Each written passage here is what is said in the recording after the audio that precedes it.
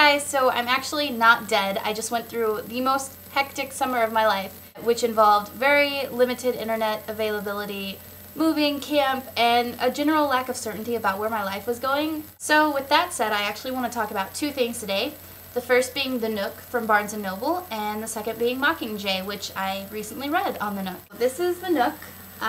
It's Barnes & Noble's electronic reader, very similar to the Kindle. It's very small, very compact. It's actually not mine, it's my roommate's, but I read Mockingjay on it, which was the first experience that I really had with an electronic reader. I know there's been this huge debate about the sentimentality of books versus the economically and technologically more advanced electronic reader. There are certainly many benefits to the Nook. It is small. It's easy to read in bed. You don't have to worry about your pages moving around. You don't have to worry about a bookmark. You don't have to worry about anything. It saves your place whenever it turns off. It does have a battery, and it does require being recharged, so if you're going on a long trip or something, it may not last. But I honestly haven't seen my roommate charge it yet, and it hasn't run out of battery, and she reads it all the time. Really, it was quite good. I think personally I prefer the sentimentality of books. I like being able to look at a book and see my bookmark and know, oh, I'm 3/4 of the way through a book this thick, and not just like this electronic file. I was really impressed with the Nook though. I actually have played with her Nook a lot. It has all these options down here. You can put MP3s on it, you can put games on it, you can buy books online, you can lend books apparently, sell back books if you want, and you can get web access. She has 3G web access on this. So overall, it's really cool, and I'm actually considering maybe purchasing one in the future. I don't know, I'll have to see.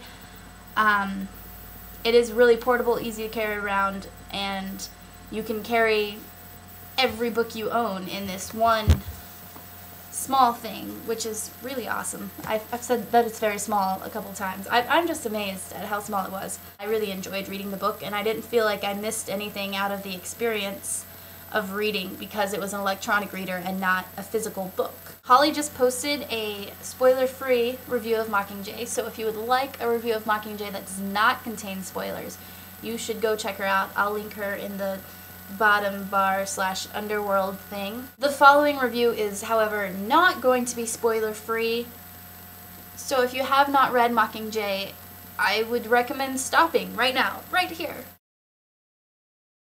So, if you've decided to stay, first of all, how did you feel about Mockingjay?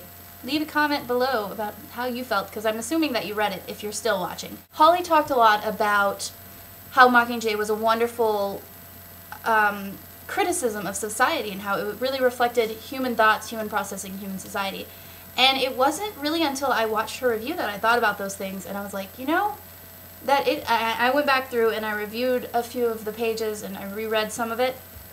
And I was like, yeah, you know, maybe that is what Collins was trying to pursue, was this criticism of modern society, which is so often found in post-utopian, or not post-utopian, post-apocalyptic novels. And I did agree with Holly. I thought the book was incredibly emotionally charged.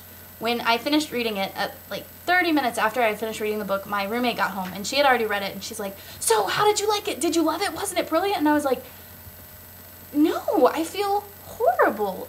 I hated reading that book. It was miserable. I mean, I wasn't all the way sucked in. I didn't cry at any point, but I was just like, that sucks. Really, like, I can't even imagine experiencing some of those things.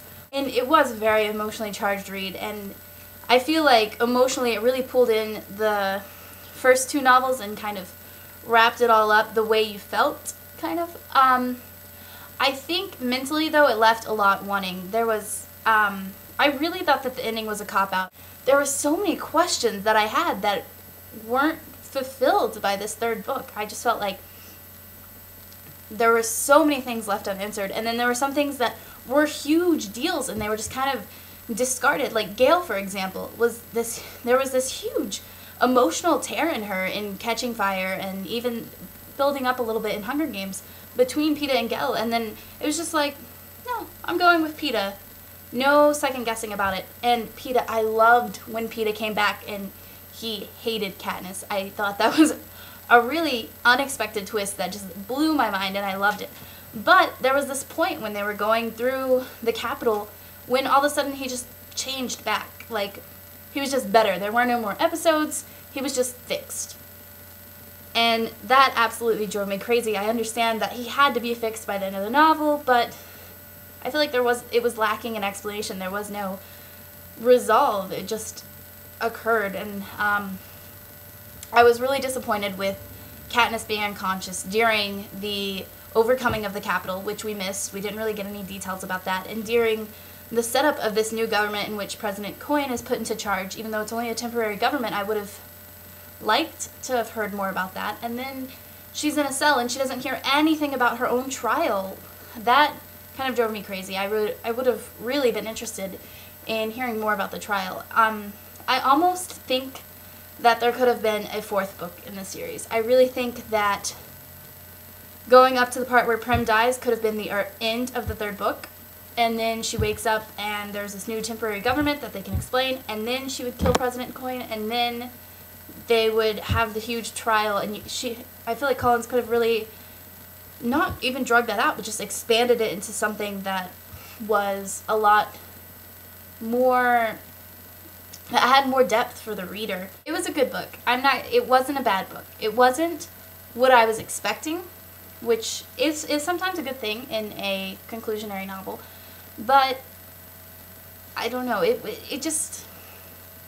disappointed me in a lot of ways, and I didn't think that it was brilliant. I thought that it was well written, I thought it was well thought out, but the ending just kind of left me with a bad taste in my mouth, and it left me wanting more, which is good for a first or second book, but for the final book of a trilogy, I feel like you really have to tie up some of the loose ends and answer some of the questions. You can't just leave them hanging there, and I realize a lot of books do that, but it's always driven me crazy. So yeah, I'm really glad to be back and making videos, and I am currently going through the channel and watching all the videos that I missed this summer and getting caught back up. I'm really excited to be back, and I'm really excited for the upcoming 2 months, and I hope to see you guys soon. Bye!